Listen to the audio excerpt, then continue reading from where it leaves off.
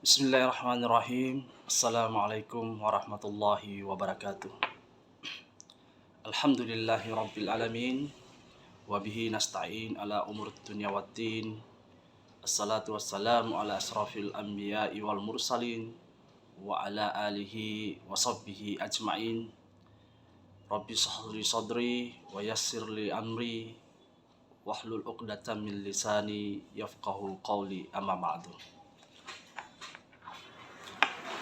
Segala puji kita panjatkan kehadirat Allah Subhanahu wa Ta'ala yang telah memberikan kita berbagai macam nikmat, yaitu nikmat iman, nikmat Islam, nikmat umur, kesehatan, dan masih banyak lagi yang kita tidak sanggup untuk menghitung-hitungnya. Namun, nikmat waktu hari ini, yaitu kita sudah memasuki akhir dari bulan Desember di tahun Masehi, di mana di setiap akhir Desember ini, yaitu sebagai akhir tahun dari penanggalan Masehi. Namun di bulan Desember ini banyak hal yang mesti kita pelajari, mesti kita pahami, bahkan mesti kita mentelaah. Karena di negara kita, Republik Indonesia, selain mayoritas umat muslim, kita banyak atau memiliki juga saudara-saudara yang non-muslim seperti agama Kristen, agama Buddha, Hindu, dan seterusnya. Namun di bulan Desember ini adalah bulan yang dimana perayaan penting buat agama Kristen atau agama Nasrani.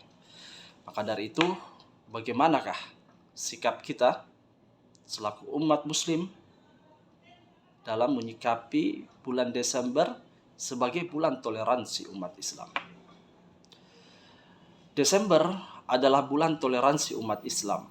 Di bulan ini ada dua perayaan hari besar agama Kristen, yakni Natal, yaitu jatuh atau bertepatan pada tanggal 25 Desember setiap tahunnya, dan Tahun Baru Masehi, yaitu hari terakhir di bulan Desember atau malam 1 Januari di tahun berikutnya. Secara slogan, kedua hari raya itu mereka kemas dalam ungkapan yang sering kita dengar, yang sering kita saksikan, yaitu memberikan atau mengucapkan selamat kepada saudara-saudara kita yang non-muslim atau yang penganut agama Kristen. Baik sahabat Ibrah yang dimuliakan oleh Allah. Namun sebelum kita membahas lebih mendalam tentang toleransi, ada baiknya kita memahami dan mengerti betul apakah itu toleransi. Toleransi berasal dari kata toleran, atau di dalam bahasa Inggris itu tolerance. Bahasa Arabnya itu tasamuh, yang berarti batas ukur untuk penambahan atau pengurangan yang masih diperbolehkan. Itu secara bahasa. Namun secara etimologi, toleransi artinya kesabaran, ketaatan, emosional, dan kelapangan dada.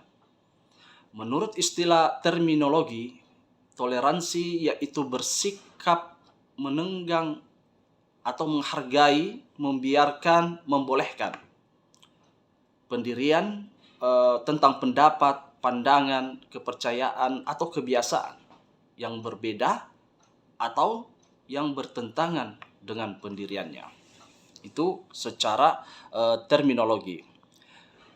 Toleransi beragama adalah sikap kita, sikap sabar kita dan dalam menahan diri untuk tidak mengganggu dan tidak melecehkan agama atau sistem keyakinan dan ibadah penganut agama-agama lain. Toleransi bukan berarti kita harus mengucapkan selamat, bahkan ikut-ikutan merayakan hal tersebut, tapi toleransi cukup ditunjukkan dengan tidak mengganggu dan tidak mengusik acara saudara-saudara kita yang merayakan.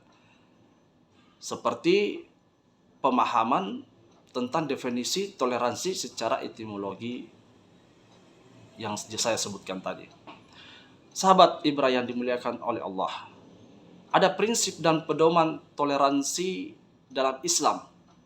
Ini sudah jelas sekali, yang mana sudah tercantum di dalam surah Al-Kafirun. Mari kita coba melihat lagi tentang surah Al-Kafirun, yaitu katakanlah wahai Muhammad kepada orang-orang kafir, hai orang-orang yang kafir, aku tidak akan menyembah apa yang kamu sembah, dan kamu bukan penyembah Tuhan yang aku sembah, dan aku tidak pernah menjadi penyembah yang kamu sembah, dan kamu pun tidak pernah pula menjadi penyembah Tuhan yang aku sembah. Nah, poinnya adalah untukmulah agamamu dan untukkulah agamaku. Nah, ini prinsip dan pedoman perihal toleransi yang telah difirmankan oleh Allah Subhanahu wa taala di dalam surah Al-Kafirun. Di dalam tafsir Al-Qurtubi dijelaskan ayat Al-Kafirun ini turun atau asbabun nusulnya adalah menjadi pedoman umat Islam dalam hal toleransi. Jadi asbabun nusulnya adalah menjadi pedoman untuk umat Islam setelah ayat ini turun hingga akhir zaman. Apa kata Al-Qurtubi di dalam tafsir Al-Qurtubi, yaitu wahai Muhammad, bagaimana kalau kami beribadah kepada Tuhanmu dan kalian atau orang muslim juga beribadah kepada Tuhan kami. Kita bertoleransi dalam segala permasalahan agama kita.